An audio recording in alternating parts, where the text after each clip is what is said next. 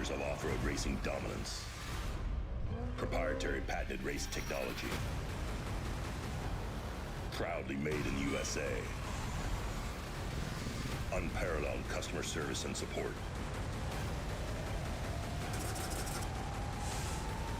The choice of champions. King Shocks, the leader in off-road shock technology.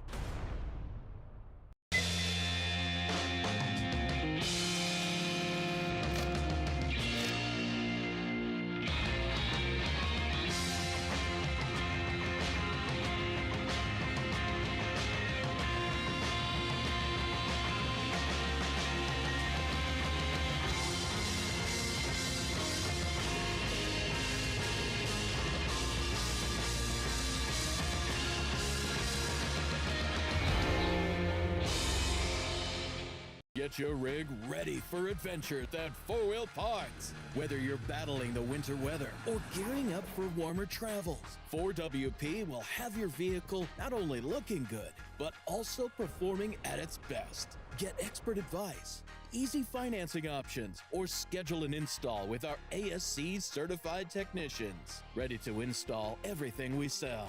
Visit 4wheelparts.com. Now with over 100 stores nationwide. It's 2022 and Bill Alexander Ford is ready to serve you with the same great service you have grown to trust. Check out the all-new 2022s arriving daily. F-150, Super Duty, Ranger, Maverick, Bronco, Explorer, Expedition, Escape, Edge, EcoSport, and Mustang. Need service without the hassle of coming in? Our mobile service will come to you. We have discounted the convenience fee to only $25 for the whole month of January. For a difference you can count on, shop your locally owned Bill Alexander Ford on East 32nd Street in Yuma. All right, what's up, everybody? Welcome to the first race that we are covering live here for you guys in 2022. It is the Best in the Desert Parker 425, a race that's been around for a long time, and it's recently changed a few years ago to a two-day race.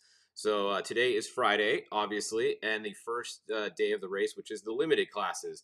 So Class 10 goes off first this morning, and then you have some sportsman classes going today. You have seven trucks, 8 trucks, and a couple 5 cars, some Jeep speeds, kind of everybody that's going today. There's 53 cars that are off the line today, and yeah, the race started about an hour ago. It does look like there was a little bit of a delay in the start a few minutes ago. I'm not sure what it was for.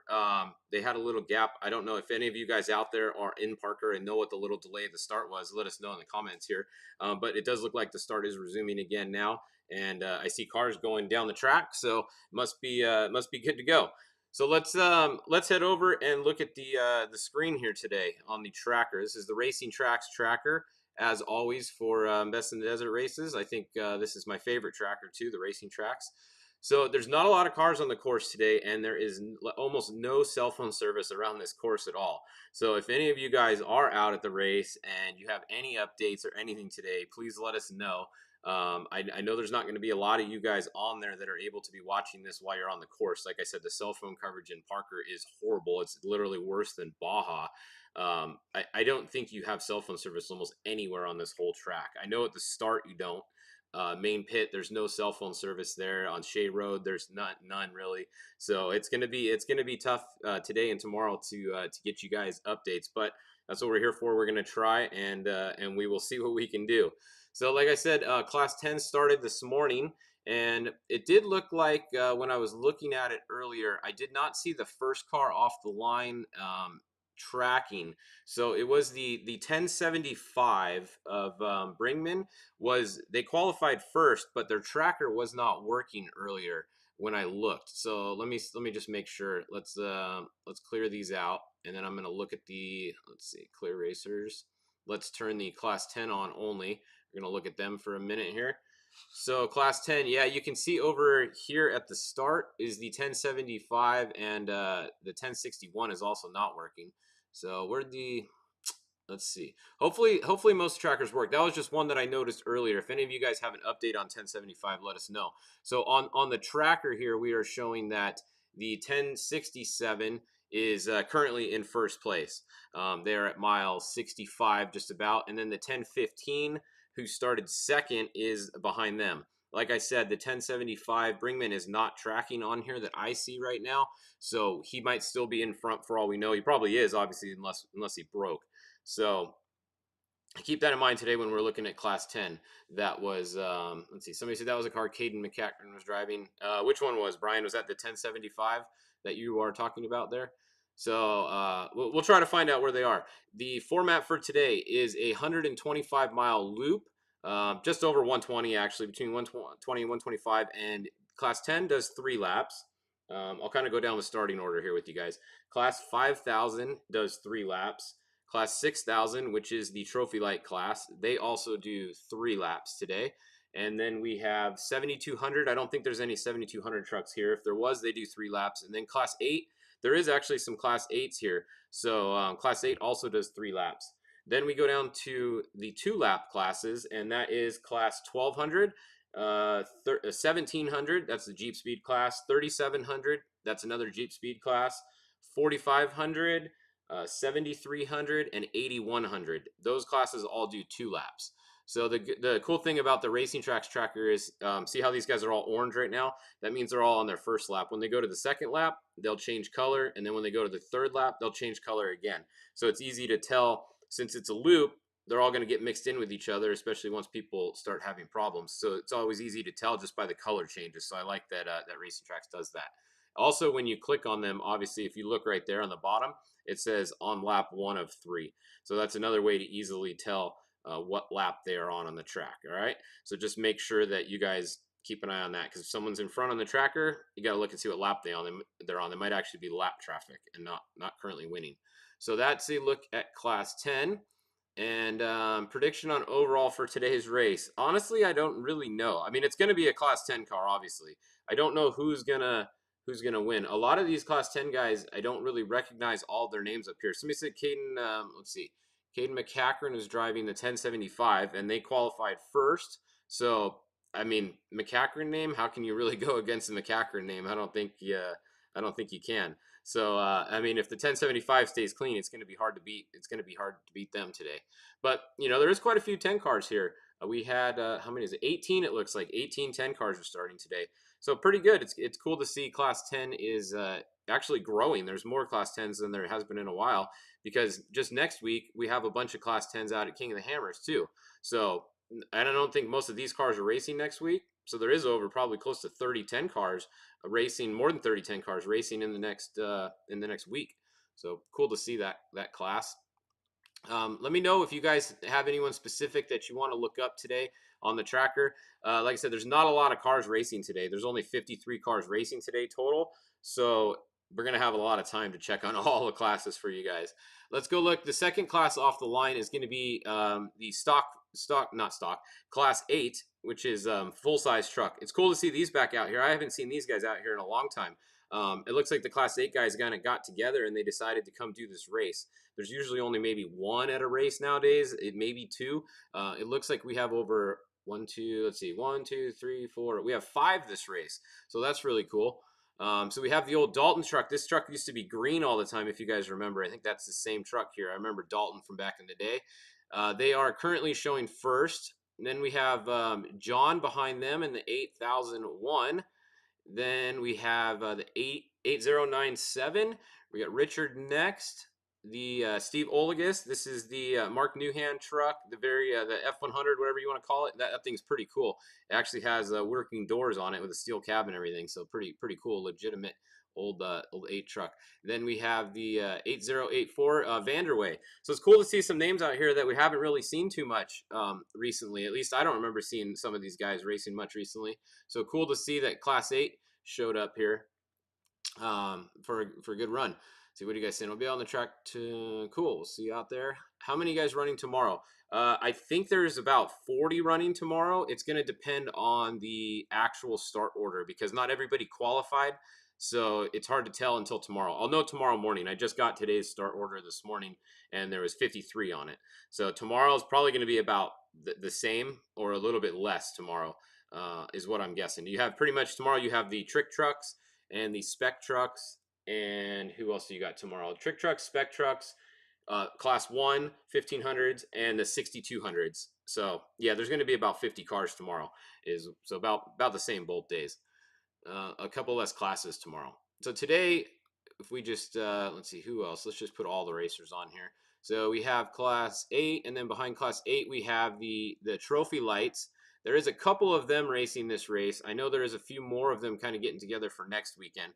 Dave Taylor, it looks like is your leader right now, the 6021, and then there is another Jeremy Crandell here, the 6031 is in second. And it looks like we have a third one here. Rick Jackson is in the 6054, currently third. Now, once again, these guys just started. They're only at mile 20 right here. So, it's probably the same order that they started in, unless someone's had a problem at this point. We have one 7300 truck. It looks like Chad Hall is racing in his class today. One 4500 truck. So that's 1 and 1 there. Not a lot of cars in some of these classes. There's a lot of solos out here today. Then the 8100 class. I think this is stock full. Somebody correct me if I am wrong there, though.